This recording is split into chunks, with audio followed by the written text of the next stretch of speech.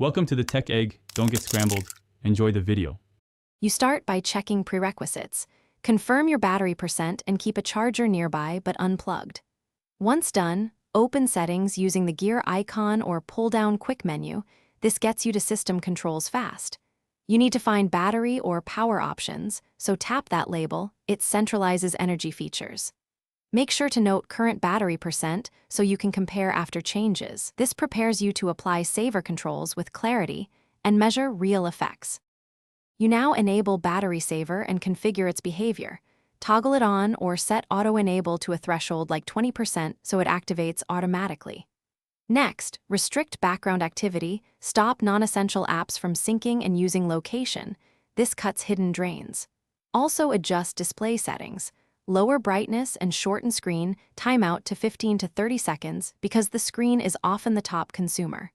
Once these are set, the system reduces CPU and network use to extend runtime noticeably. You finish by monitoring performance. Check battery graphs for 24 hours and compare drop rates before and after changes to confirm improvement.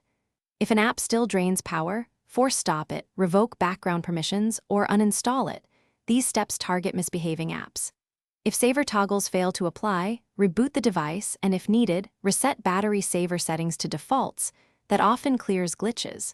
Finally, make sure updates won't re-enable heavy sync. Keep automatic updates off. Thanks for watching. Consider subscribing if I helped unscramble your problems.